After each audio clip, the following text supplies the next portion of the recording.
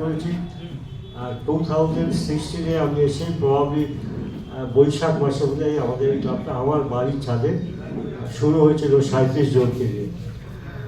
Purpose ছিল যে আমরা রিটায়ারমেন্টের পরে একসঙ্গে থাকবো, হাসবো, গাইবো, গান করবো, মজা করবো। এই ক্লাব সৃষ্টির পেছনে আমি চৌধুরীদা আছে, অমিতাভ চৌধুরী, উনি আর আমি সারা শহরে ঘুরে বেরিয়েছিলাম কোথায় একটা ভালো হল যেখানে আমাদের একটা খাওয়ার ব্যবস্থা আছে। খাওয়াটা এই জন্য অত্যন্ত দরকার, কারণ আমি রাঁচি অঙ্গানে দেখেছি খাওয়া দাওয়াটা আফটার অনুষ্ঠান একটা বিশেষ মাত্রা নিয়ে আসে, সবাই এনজয় করে খায়। তো দুজনে খুঁজতে খুঁজতে দেখলাম এই এমন একটা জায়গা যেখানে মোটামুটি রিজনেবল প্রাইসে গানও করা যায় আর রান্নাও করা যায়।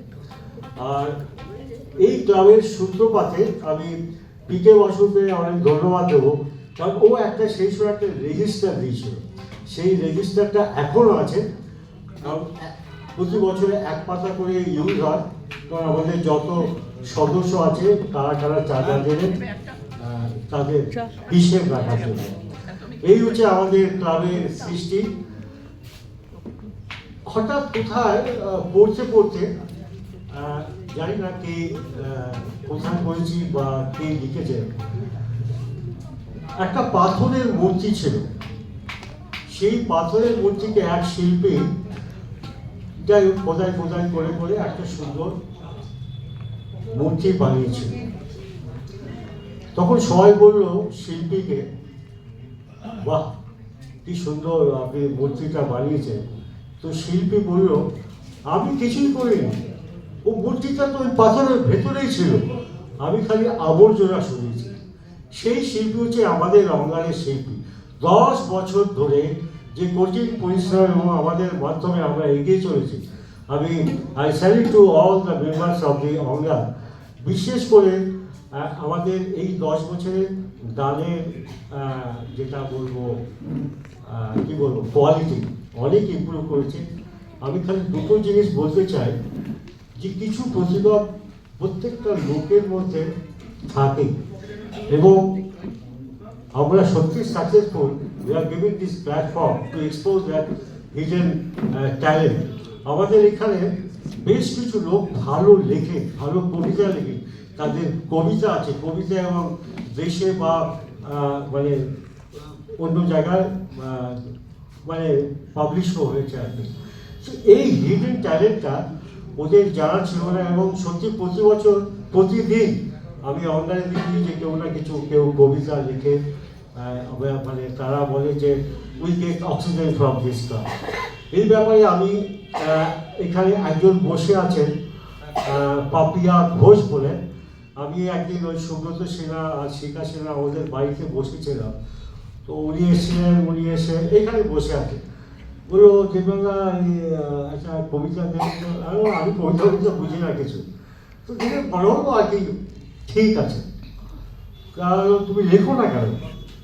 বলো না মারা আছে। আর কে মারা আছে? যাই হোক মারা তো আর কে করবে, সে তো আছেই। আর তুমি লেখো, আর লিখে অঙ্গারে দাও। সেই থেকে উনি লিখে, এবং সেই ভাষাটা হচ্ছে কি বলবো মানভূমি, মানভূমি আঞ্চলিক ভাষা, এবং সেই ভাষায় উনি লেখেন এবং লিখে এখানে কবিতা পেশ করেন। যে এই যে হিডেন ট্যালেন্টসগুলো, এইটা কিন্তু এই অঙ্গানই কিন্তু দিয়েছে। আর আরেকটা কথা বলতে চাই, আমি যতটুকু আমি দেখেছি নানা রকম সাংস্কৃতিক প্রোগ্রাম বিভিন্ন জায়গায়, আমি গর্বের সঙ্গে বলতে পারি এই club this the only club যেখানে প্রত্যেকটা মানে আমাদের যে ঐতিহ্য আছে সেই ঐতিহ্য নিয়ে গান করে। যেমন আমরা ভাষা দিবস, বসন্ত উৎসব, পঞ্চকবির গান, এরকম ধরনের বই, ভক্তিমূলক গান, কীর্তনের গান, এই প্রতি বছর আমরা করি আর কি।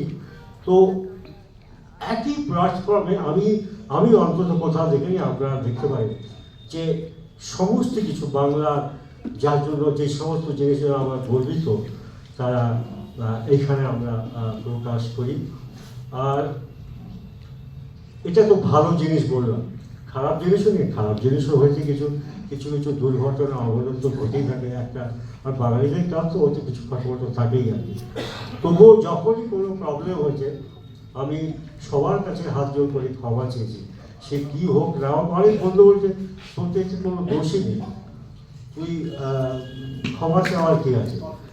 কিন্তু ওই রবীন্দ্রনাথের কথা মনে আসে আর আব্দুল কালামের কথা মনে আসে যে ক্ষমা চাইলে লোক ছোট হয় না, ক্ষমা চাইলে লোক বড় হয়। তো আর কিছু বলবো না। এই এই এই এই যে ব্যাকড্রপটা দেখছেন, এই ব্যাকড্রপটা আমরা অনেক চিন্তা ভাবনা করে করেছি। আমার মনে হয় এই ব্যাকড্রপটা যাদেরই দিয়েছে তারা খুব প্রশংসা করেছে, জানি না আপনাদের কীরকম লাগবে। আর কিছু লোকের মন্তব্য জাস্ট আমি শেয়ার করছি, বলছে আরও তো অনেক আছে, যাওয়া যায় না, মালিক বন্দ্যোপাধ্যায়, মালিক বন্দ্যোপাধ্যায়, বিভূতি বন্দ্যোপাধ্যায় নাম দিতে হবে, কারণ স্পেসটা হচ্ছে খুব লিমিটেড। এটাকে বেশি বড় করলে ওটা একটা ক্লামজি লাগবে। যাই হোক, আপনাদের ভালো লাগলেই আমাদের সকলেই খুশি, এবং আপনাদের সত্যি ভালো লেগেছে, সত্যি কথা বলতে হবে। আমি শেষ করার আগে এমন একটা দেশে জন্মেছি, একটা গানই আমার মনে হচ্ছে এক লাইন করবো, তারপরে পায়ে আসবে।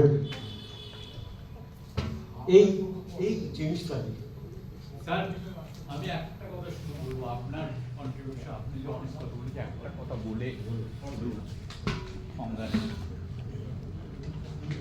আচ্ছা, আপনি গানটা কি শেষ করবেন? এক লাইন গানটা তো আমি তাহলে তুমি করো। তবে এই ব্যাকড্রপটা দেখে আর প্রভাবলি এই গানটা বোধ হয় আমি মানে যখন আমাদের ক্লাব উদ্বোধন হয়েছিল প্রভাবলি গেছিলাম, একটা লাইনে পড়বো,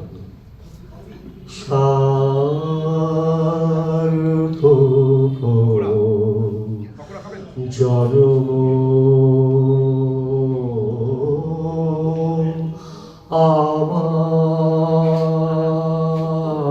আমার জন্মেছি এ দেশে, সার্থক জন্ম মাগো, সার্থক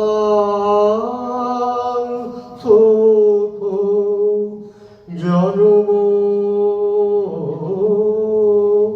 মাগো, তোমায় ভালো বেশে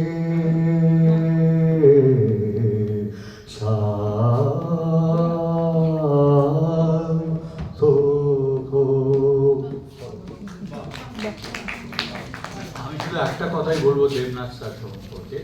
পায়েলকর মহোদয় এসে গেছেন, ওনার গান শোনার জন্য সবাই আমরা অপেক্ষা করছি। আমি একটা অনুষ্ঠানে, বোধহয় খুব সম্ভবত পিকনিকে, একটা কবিতা বলেছিলাম। এই যে ম্যাডাম বললেন না যে এইখানে মহিরুহ স্থাপিত হয়েছে, বাগান হয়েছে, সেই বাগানে আমি কিভাবে একটি চারা গাছ রোপিত হলাম, এবং অনেকেই এখানে যারা আছেন, দেবনাথ স্যার কিভাবে তাদেরকে নিয়ে এসছেন। আমার উদাহরণটা দিয়েই বলছি। একটা কবিতা বলেছিলাম, দেবনাথ স্যার আমার কাছে এলেন, এসে বললেন আপনি আমাদের অঙ্গার ক্লাবে আসুন। আমি বললাম স্যার, আমি তো শুনেছি অঙ্গার ক্লাবের কথা, কিন্তু আমি থাকি যাদবপুরে, সে তো অনেক দূর, তো সেখান থেকে যাওয়া আমার পক্ষে তো সম্ভব নয়। দেবনাথ স্যার সঙ্গে সঙ্গে বললেন আমি আপনাকে গাড়ি পাঠিয়ে দেবো। আমি লজ্জিত বোধ করলাম যে আমাকে গাড়ি পাঠিয়ে দেবে। আমি বললাম যে না স্যার, গাড়ি পাঠাতে হবে না, আমি যাব, নিশ্চয়ই যাব। তবে উনি চলে যাচ্ছিলেন, যাওয়ার সময় হঠাৎ ফিরে বললেন যে জানেন তো আমাদের এখানে অনুষ্ঠানের পরে ডিনারের ব্যবস্থাও আছে। আমি একবার মিসেসের দিকে তাকালাম, তাকিয়ে বললাম যে স্যার এর পরে অঙ্গারের অনুষ্ঠানটা কবে? সেই আমার আশা, সেই এসে ডিনারের লোভে এসে এই যে এখানকার এই সংস্কৃতিতে বাধা পড়ে গেলাম, আর ছাড়তে পারবো না। আমার এক বন্ধু, তাকে আমি বলেছিলাম সে মিষ্টি খেতে খুব ভালোবাসে। তাকে বলেছিলাম জানিস তো অঙ্গারে ডিনারের পরে মিষ্টিও থাকে, সে তার পরেই মেম্বার হয়ে গেল। এরপরে সে যে আসা শুরু করলো, আমি জানি মিষ্টি দেওয়া বন্ধ করলেও সে অঙ্গারকে আর ছাড়তে পারবে না। অঙ্গারের এমনই একটা বাঁধন। ধন্যবাদ।